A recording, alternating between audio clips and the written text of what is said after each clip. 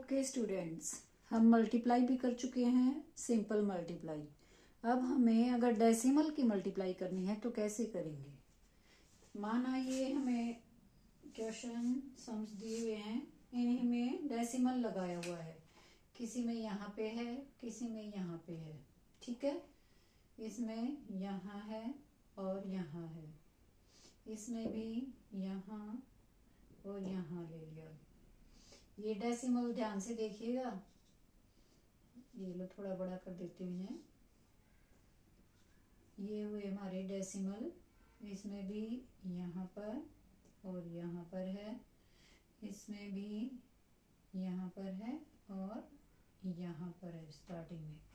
ठीक है, तो हम आंसर में डेसिमल कैसे लगाएंगे, इसके लिए हमें बिल्कुल पजल नहीं होना।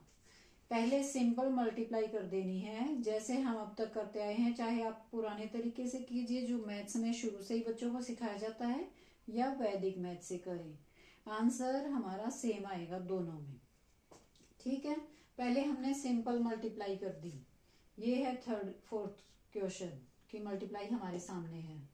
ठीक है, तो जो हमने मल्टीप्लाई की है उसको हम डेसिमल देख लेंगे। सिंपल मल्टीप्लाई कर लिया, 360 मल्टीप्लाई 405।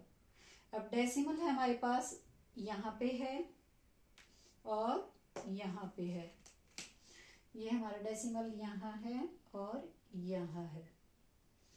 तो हम क्या करेंगे, काउंट करेंगे डेसिमल के बाद जितने भी डिजिट हैं, आंसर में भी डेसिमल के बाद उतने ही डिजिट होने चाहिए। जैसे कि यहाँ पर डेसिमल के बाद 1 2 और फिर से 3 और 4 डिजिट हैं डेसिमल के बाद, तो आंसर में भी हमारे पास 4 डिजिट होने चाहिए। 1 2 3 4। हमारा आंसर में डेसिमल आ जाएगा यहाँ पर, ये हमारा आंसर हो जाएगा फिर 14.58। 00 हम नहीं बोलते। और दूसरी बात एक और नोट करें कि डेसिमल के बाद जितने भी डिजिट होंगे उनको हम 1 बाई 1 करके बोलेंगे, इकट्ठा नहीं बोलेंगे। जैसे मान लो इसमें हमें बोलना है, यहाँ पर डेसिमल होता है तो इसको हम बोलेंगे 234.333, इस तरह से बोलते जाएंगे।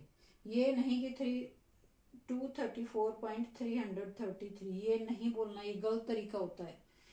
जहां पर भी डेसिमल है उसके बाद के डिजिट 1 बाई 1 करके बोलेंगे। यहाँ डेसिमल है तो बोलेंगे 23.4333। ओके, अब इस क्वेश्चन में डेसिमल कहाँ कहाँ पर है, यहाँ पर है 0.7 और यहाँ पर है। डेसिमल के बाद टोटल कितने डिजिट हैं, 1 2 3 4, फिर से 4 डिजिट हैं, तो डेसिमल कहाँ आ जाएगा, 1 2 3 4, यहाँ पर डेसिमल आ जाएगा।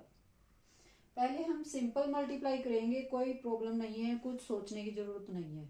सिंपल मल्टीप्लाई करते जाएंगे, सिर्फ आंसर जब लिखेंगे तब डेसिमल को देखेंगे कि जितने भी डेसिमल हमारे क्वेश्चन में है, डेसिमल के बाद डिजिट उतने ही हमारे आंसर में होने चाहिए।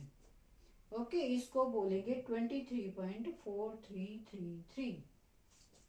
अब जो हमारा फर्स्ट क्वेश्चन था, ये वाला हमने मल्टीप्लाई पहले कर चुके हैं, उसका आंसर आया था ये 3,100,1,600।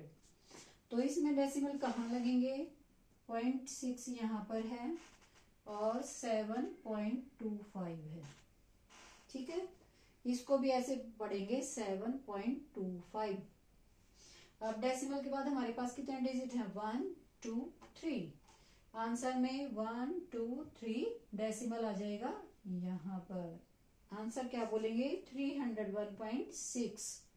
00 कोई जरूरी नहीं है कि बोले, डेसिमल के बाद 00 अगर हैं तो उनको छोड़ सकते हैं। अभी सेकंड क्वेश्चन में 9.6 है और 7.2 है। ये हो जाएंगे हमारे, डेसिमल के बाद 2 डिजिट हैं 2, आंसर में भी 2 डिजिट होंगे 1 2, यहाँ पे डेसिमल आ जाएगा, आंसर हो जाएगा हमारा 69.12। थर्ड क्वेश्चन में 5.08। ये डेसिमल के बाद वाला ये 0 तो हमें बोलना पड़ेगा, पर अगर लास्ट में 0 है, 3.60 है, तो इसको हम 3.6 बोल सकते हैं। पर इसको पूरा बोलेंगे 5.08 4.05। ठीक है, यहाँ पे इसको भी 14.58 बोल सकते हैं। अब इस क्वेश्चन में लगा रहे थे हम 9.14। डेसिमल के बाद कितने डिजिट हैं? 1 2 3 4। यहाँ भी 1 2 3 4 डेसिमल आ जाएगा यहाँ पर। इसको क्या बोलेंगे हम? 46.4312। सिर्फ ये है डेसिमल के लिए, और कोई अलग से करने का तरीका नहीं है, ना पजल होने की जरूरत। सिंपल मल्टीप्लाई करो, डेसिमल के बाद क्वेश्चन में जितने टोटल डिजिट हैं उतने ही आप आंसर में डेसिमल के बाद छोड़ दो, उतने डिजिट। Okay, thank you.